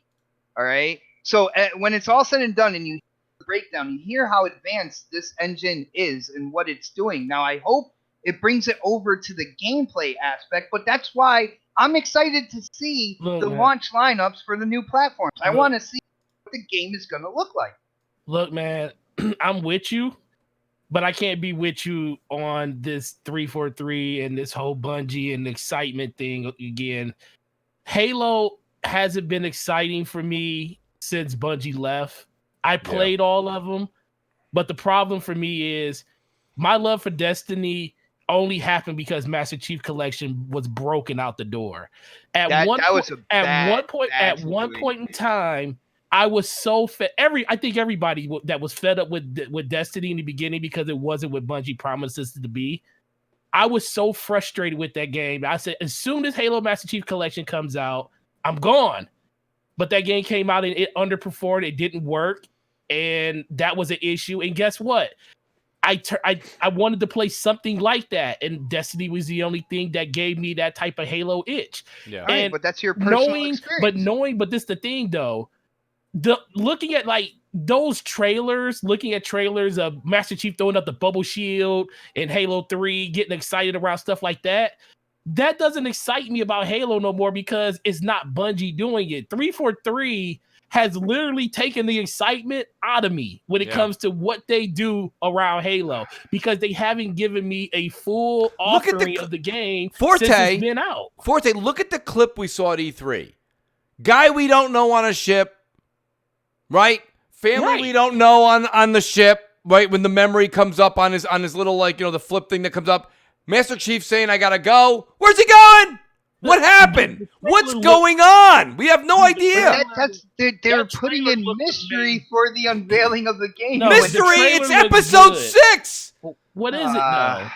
That trailer looked good, but for me, when I said, "Man, this looks good," I felt myself getting excited, but then I remember who was making the game. But see, that's a you thing, though, brother. No, that is but Xbox everybody Forte. thing. Have you seen Forte on Twitter? This man puts the core in hardcore. No, I got you, but when it comes down to it, don't kind of bring into all this is the history of Halo. Every time a new Halo came out, it got absolutely ridiculed for a certain amount of time, and then people look back at it, fondly and everything like that. You look at Halo Reach. Hold on, Halo Reach was hammered when it came out. What are you doing? Abilities, jetpacks? Oh my goodness, this is absolute garbage. No Master Chief? What, the Noble team? No, this is garbage. Hell no. Yeah, you know what? The people that didn't know look, at that point, I knew what Halo Reach was because at that point in my life, I read every Halo novel, every little piece of content that was out on that game. When they released Halo Reach, I knew what that game was about. I say, dude, we get to go see how this all started. I was excited. So I was excited because that's when I was so into Halo, anything that came out Halo related, I was into. I can't even tell you the last time I went to Halo Waypoint. I couldn't tell. But see, I'm part of that old guard of people that loved Halo and they haven't lived up to that. Like, dude, the fact that it took me a year and a half to beat Halo 5 because I just was not interested. Like, the only reason I beat it is I gotta beat this game. I gotta see what the game is like. Mind, you're just like, it's not Bungie. It's not. No, you basically already threw it away. No, they took everything. Dude, they took everything that we cared about that made the game great. They took it away. Like what? Okay, so the fact that they played with our emotions with Master Chief, thinking we're going to have this great showdown that we never had. Okay, that's one. That's one. The fact that the single player was great in Halo 4, but the multiplayer was trash. The reason you kept playing Halo after you beat the single player was the multiplayer. The fact that you had to go through a slog of a single player for Halo 5 to get to the multiplayer that's trash. You could have went right to the multiplayer if you wanted. No, you could, but that's not. But look. People remember Halo for the multiplayer, but Halo was built on a single player. The multiplayer was what the multiplayer is what brought people together. That was what did the thing for Halo. The single player is the number one thing, and that has been so far lacking. And then when you think of how far that game has fallen, not the game, but the name of the game has fallen. I'm sorry, 100-something thousand people playing it on Steam. That seems good. But for the first time that you're able to play a game of Halo on Steam, I feel like that should be higher.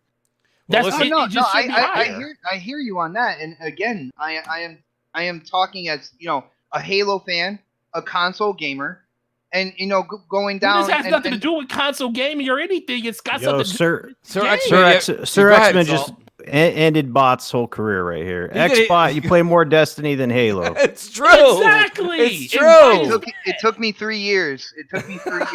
Listen, here's the thing. So we got X-Bot. They stopped giving out content. X-Bot, we got you. Like a year after that. X-Bot, we got you all riled up. I got to get Salty riled up. This is going to be a salty issue right here. Let's hear it. Right? So we got to get into it. So the Game Awards are coming up next week, right? And this always gets Salt going, right? I love it. I really do. Salt. Listen, we got the Game Awards next week. Everybody knows that, next Thursday night. And I got to be honest with you. So there was the whole hullabaloo that's going on with Kojima. And then shout out to Big Germ. I don't know if Big Germ's still in the chat, but he wrote it in the first half hour of the show.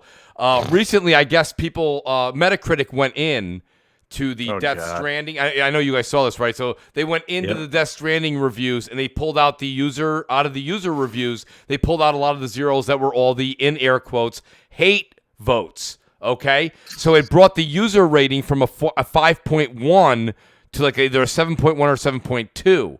And so people were like, well, here we go, more Kojima-nomics, right? Go ahead. Mooch, did they delete the perfect tense from all the stands that call Kojima daddy? No, I'm not sure if they erased all the daddies. No, I'm not Okay, sure. Okay. So All what are you expecting, Salt, as we walk into the Jeff Keighley Awards? Are you expecting to see? I almost think this. I want to hear your thoughts. I really do. But I'm just gonna go this.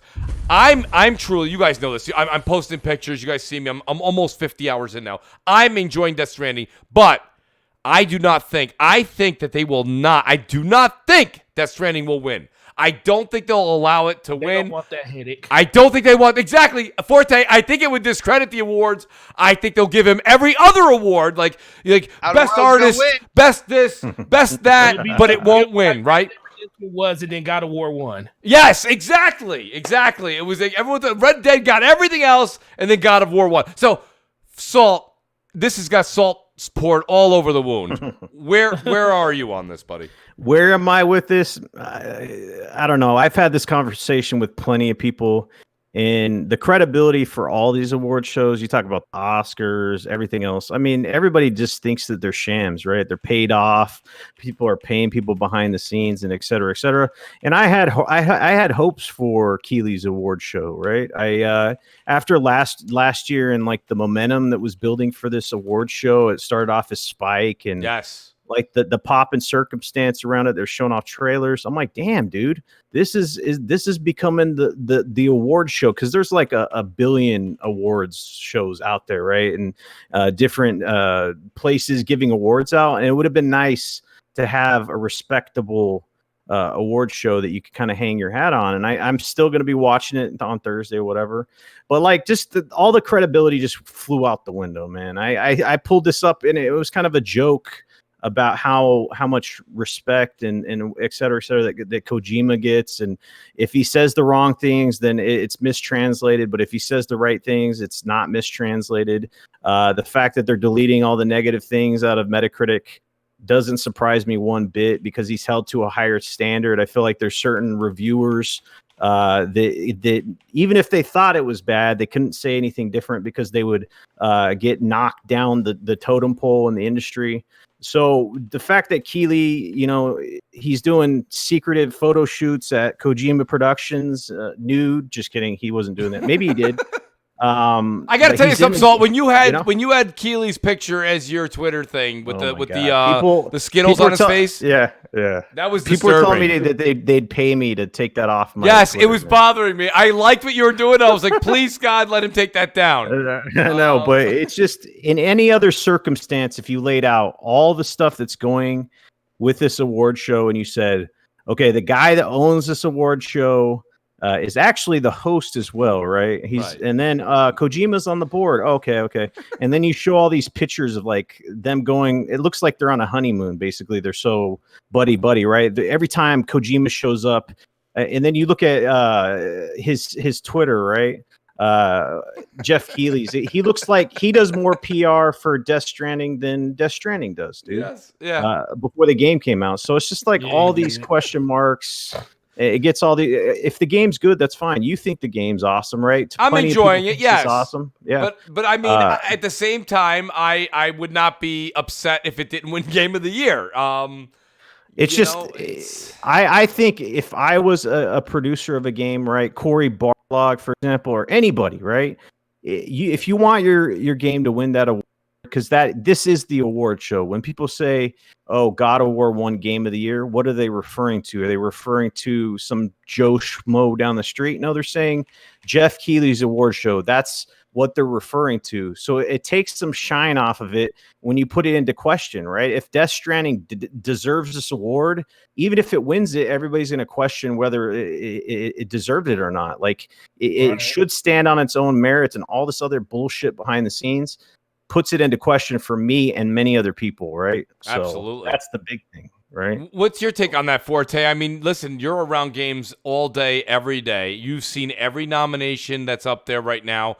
Do you agree with me that Death Stranding won't win just on principle? They're not going to do that because of the backlash? And who do you think will win? Look, man. So I wanted to win just so I could see the salt all across Twitter. Oh, that's the only reason I wanted to win. I just want to see Kratos with a bunch of memes. I want to see everybody out here crying because this game won. I don't think it's going to win. It shouldn't win because I feel like there's been better games that released this year, and some of those games aren't even on the list. But for me, I just feel like it would just be I hate to say it would just be in bad taste because the game should be, judged on the merit of the game itself, not because of just a popularity contest or anything like that.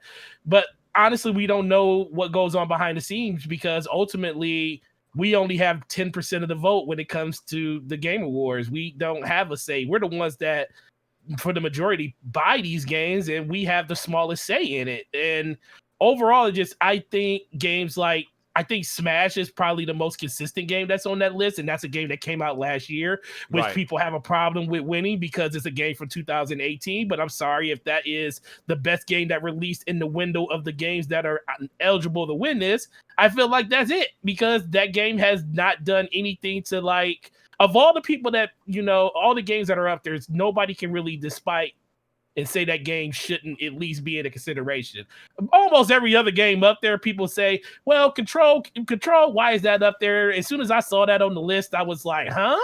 Yeah. It was so, and Star Wars not being on the list, I don't care. Some people are starting to come to earth on it and saying that. I think Star Wars is going to get I think they're going to get an award. Remember how he came out and said that he tweeted to everybody, what's a game that wasn't nominated that you feel shouldn't? Star Wars was hands down. And I literally retweeted that, and I was like, seems like backtracking to me. Because why would you even, you knew what kind of answers you were going to get to that. And I just think that the overall voting and the way that they went about doing that is just kind of out there. But for me, I think Death Stranding shouldn't win. Smash probably should win because it's the only game consistent on that list, but that also lets you know how terrible the offerings have been for great games this generation. Yes. And the ones that people consider great games, they don't look at as AAA games, and I think that's what they look at when they look at Game of the Year, unfortunately. Yeah, I don't know myself personally, and I already know. So I'm going to ask you, and then I'm going to ask Forte, and then I'll give my 2 cents. But what's your Game of the Year, Salt? On that list, it's going to be Sekiro, right? Sekiro. Okay. But that's not really your Game of the Year. No, my Game of the Year is Star Wars Jedi Fallen Order, but it's not there. Surprisingly, it's just it's weird, right? The structure of this game award show, it's like either you move the time of the show or whatever. You need to give the games that come out in the calendar year, a chance to be in your award show, or it doesn't make any sense. You're putting a 2018 game in for Game of the Year, and then you're not putting in a game that missed it by like a week, right? That's one of the most critically acclaimed and like popular games that came out. It just makes no sense. It's like Smash Brothers wins Game of the Year for 2019, but came out in 2018. Like that shit's going to be weird, right? Yeah, I mean, it will be. They should have. Listen, the Game Awards is the what? It's going to be the 13th. What is it? It's on the 12th, the 13th, 12th Thursday, next Thursday, like the 12th. So you could have easily put Jedi Fallen Order into that mix. There's no look at everything that's voting is happening online. It's instant. It's digital.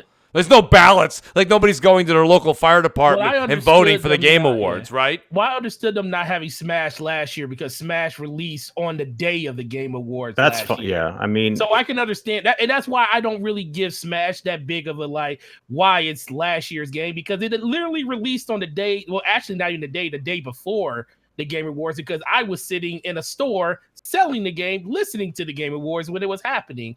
So I can understand that one. This whole Star Wars thing, I beat Star Wars. I loved it. I think as of right now, it deserves to be in Game of the Year. Even if it's not your Game of the Year, it deserves to be there. And that's the problem that most people have with this, and Death Stranding being a part of it, and the whole Jeff Keighley being basically a co-founder of the game, it seems.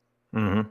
Yeah, no, I agree. Now, guys, we're going to probably have a little bit more of an in-depth Game of the Year as we progress towards the end of this year. We'll have the Game Awards, of course, next week. We'll probably do it either next week or the week after, just before the new year. We'll do a Game Awards ceremony here on CrossFire. But I do want to bring something else up, guys, that for me personally, it kind of hit home. And I was just, this is the first time I got to say I was shocked. When I saw that clip that came out with Phil Spencer saying that Control was coming to Game Pass, right? Right? Yeah. And everybody in the world, I mean, it doesn't matter if you're an Xbox fan or you're not. If you have Game Pass, you should be excited. That was a great announcement. And then to see Control, the developers and the publisher, come out and say, that was incorrect. Of course, they left all names out of it. They didn't mention that it was Phil that said it. Yep. And they're like, that's incorrect. We have no idea, no intention, nothing to announce that we're going into Game Pass. What does this, for me personally, I looked at it different than the way Twitter was looking at it. I looked at it as this is just another Cold War between Microsoft and Remedy, right? I mean, it's just another like thing to separate these two companies from ever coming together and making harmony again. Not just that, but I mean, once you do announce it's coming to Game Pass, you've got millions of people that are no longer going to buy the game, even if it's $15.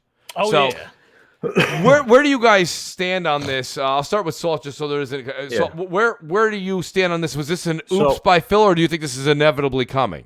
I tweeted this out to a couple of people that were saying that, people jumped the gun. Oh, yeah, but, blah, blah, blah.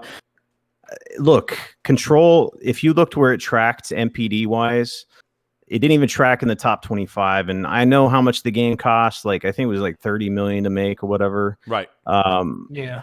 It is what it is. It didn't sell that much. It's getting a little boost because it was put in the Game of the Year, like it was nominated, right? And I think that's conspiracy as well, right?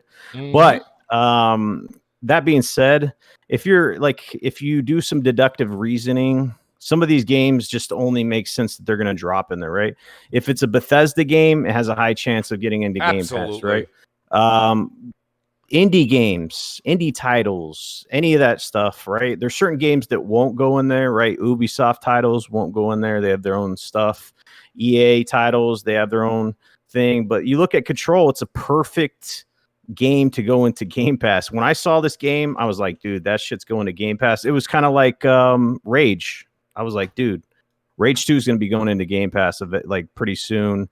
And then some of these games, you look at them, you're like, I'm not going to be buying that because I know it's eventually going to go into Game Pass. Metro Exodus. I said this on podcasts. I said, this game's dropping in Game Pass within 3 to 6 months. So if you are on the fence, don't buy this game because it's going in there.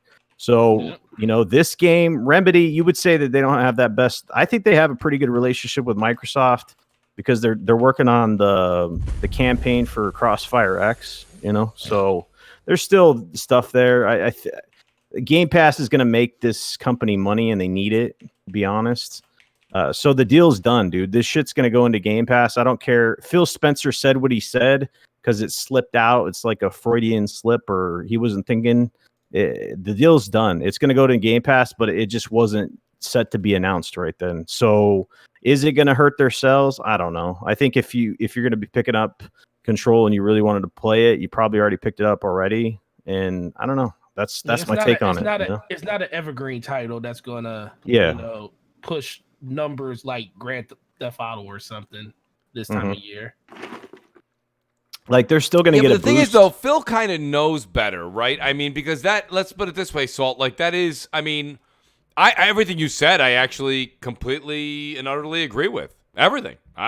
You're not wrong at all. I just think that, when you're Phil, you've got to kind of think about the fact that when you do announce that, it could hurt possible sales going into the, you're going into the holiday season. Things go on sale. Right. I'm just saying. Now, myself personally, and believe me, Mooch is looking at himself in the mirror right now. Okay. And I can't believe it. I have truly enjoyed, and I'm only on chapter 6 or 7 or something like that of Death Stranding because I spent forever in chapter 3. What the hell was Kojima thinking about? Chapter 3 is like 20 hours. Anyway, that took me too long. But I'm actually I'm 4 trophies away from platinuming Control. Nice. I've enjoyed Control, and believe me, I'm not selling it to you guys. I'm not, because what Saul's saying is right. It's a typical Remedy game. I think they polished a few things as far as their shooting mechanics. I enjoyed some of the shooting in it, but other than that, it's a typical Remedy game. So if you didn't like Quantum Break, boy, let me tell you, Control's not for you. It's a successor to Quantum Break. Let's just be honest. But I don't think it's Game of the Year either. But I do think I'm enjoying it. I enjoyed it. But nonetheless, I gotta say, like, I think Phil saying that, he should have almost showed some emotion, but like, well, and we're gonna put Control in Game Pass. Whoop! I shouldn't have said that. You know what I mean? Like, go buy it. Go buy it tomorrow. I think if it wasn't supposed to go to Game Pass, he would have apologized. You know what I'm saying? He would have put a statement out there and said, I don't even know why the hell you would say it. Like, that shit's so far out of left field. It's out of left field. Like, that's not even executive to say that. There's no way he would say that, and it's not going to happen. Exactly, dude. But here's the thing, though. But Salt, I got to agree with you. But now I have to ask you a question, right? So I totally agree with that. There's no way an executive that high is saying it, and it's not happening. Agreed. No. Now, ready? That's not like a one-word slip. That was like a 2-sentence slip. It's like a whole fucking paragraph, right? Yeah, that was an entire speech slip. It's like if you handed me like 18 pages, I read it all, and I'm like, oh, shit. I wasn't supposed to read these 18 pages, right? So what I'm saying to you is that what's the disconnect there? And you know what? Shout out to Matthew B. He says, but Mooch, you started the conversation off with some kind of Cold War between Remedy and Microsoft. Because here's the thing. Even if Remedy and the publisher wanted to do a little damage control, I think the publisher's 505 Games, okay?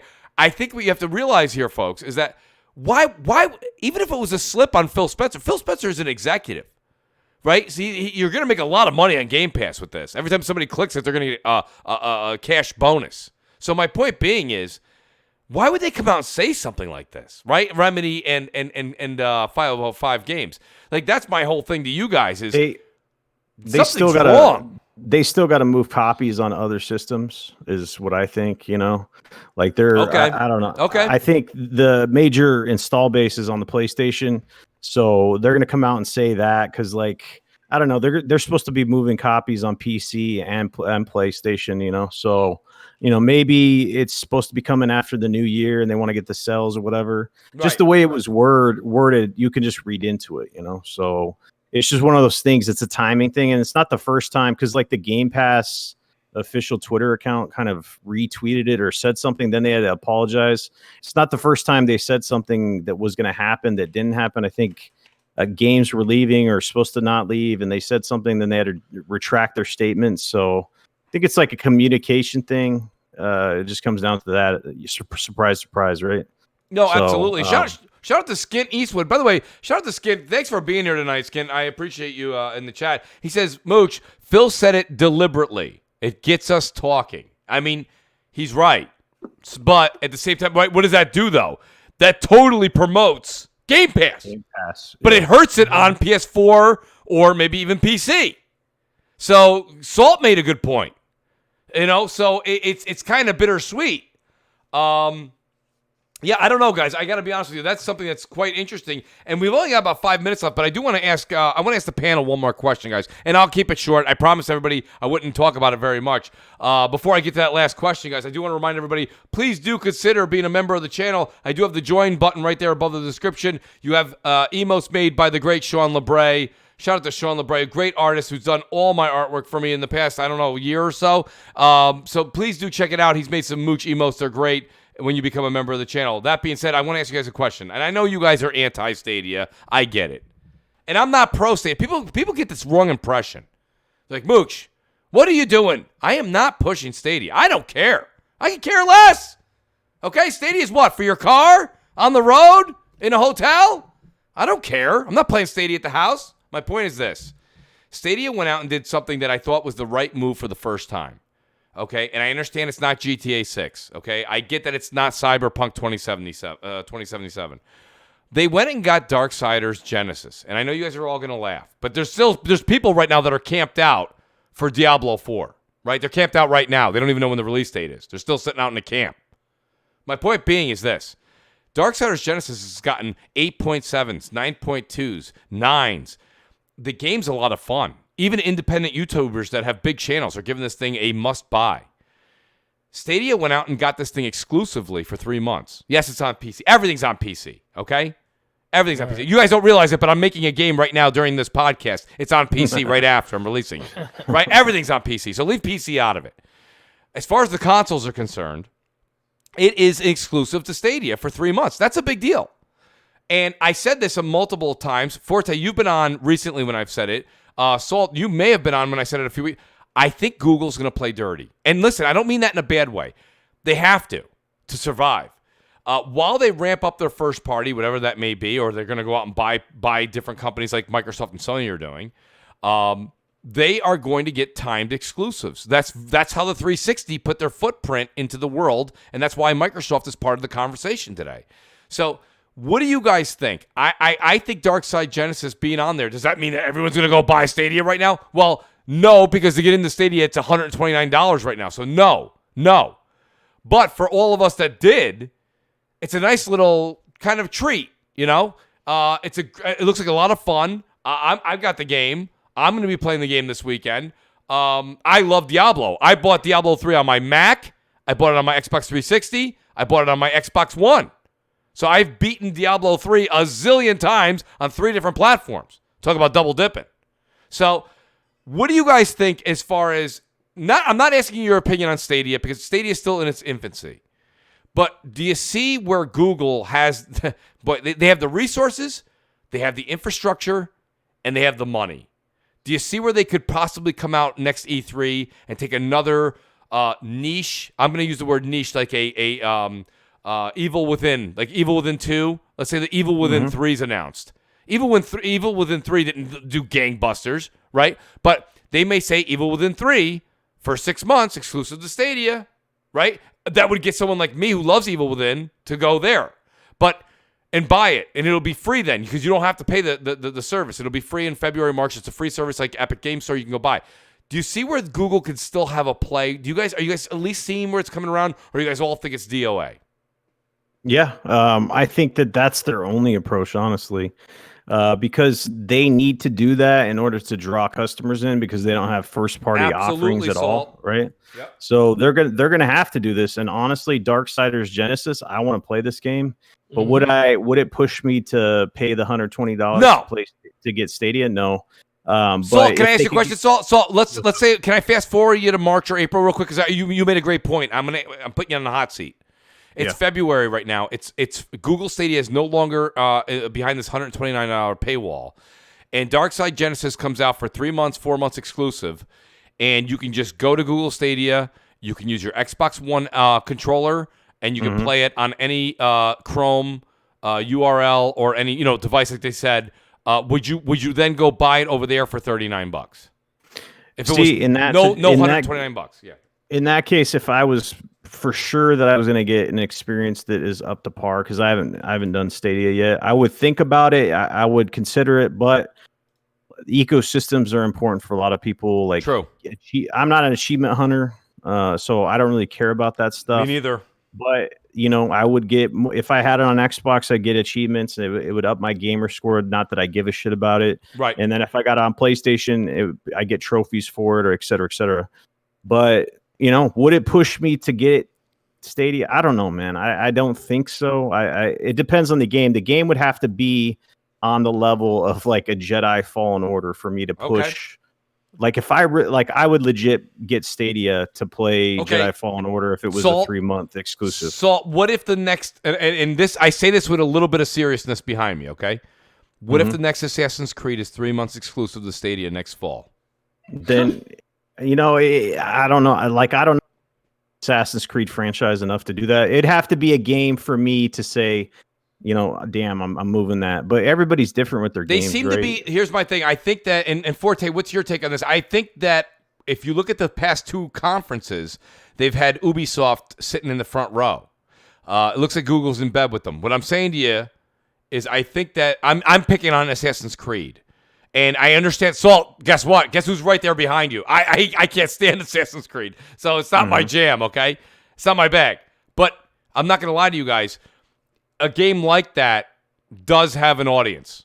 And if Stadia locks down 3 to 6 months with the new Assassin's Creed, do you guys think that would Forte, I'll go to you. Forte, do you think that may get a few people to go, and here's the stuff, I do want to speak to what Salt was saying. They don't have it out now, but Google Stadia will have its own achievement system. So, yes, you're starting from scratch, but Hey, I got news from you. If you're in a new system, right, and all of a sudden you buy 3-4 games on Google Stadia and you've got 4,000 or 5,000 gamer score, guess what? You're an elitist. You know what I mean? You're up there. You're on top of the charts. So they're gonna have more gamer score than Nintendo. They don't, right. They don't That's got achievement shit. exactly. So they've already said they're gonna have it. They haven't launched it yet, but the achievement system is coming.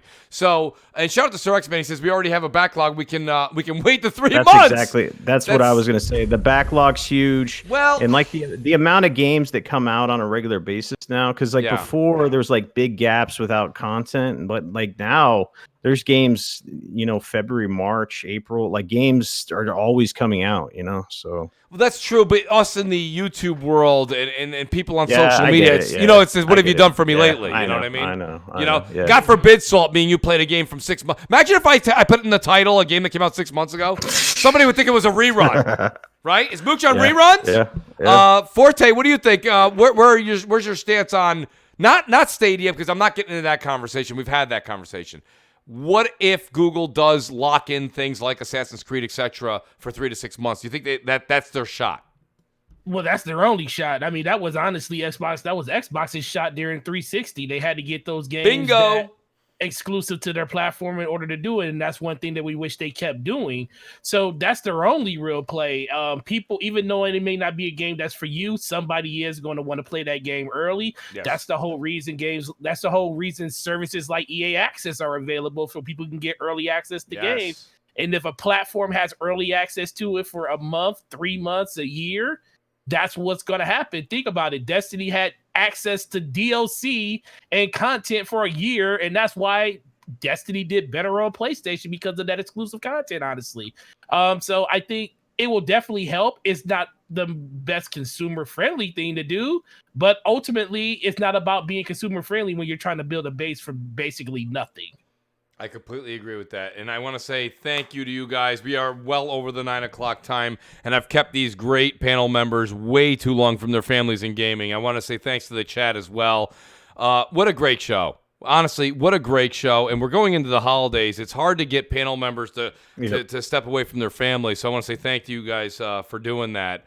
Before I get to the guys that are still here, we had a lot of people pop in and out that had to go. Shout out to Noble Arcade, who does a great job, guys. He does an outstanding job. Check him out on YouTube. I've had his information floating over the top right corner of the show for quite some time. And also Xbot448. Do check him out as well. He had to run off, and he says to me, he goes, Mooch, once a month I got to go pick up the kids. So he's running out. He had to go do that. But go check out Xbot448. He's got a great show on tomorrow on next podcast. And do check out Crap Gamer Reviews. Crap's on a hiatus. He's taking a sabbatical.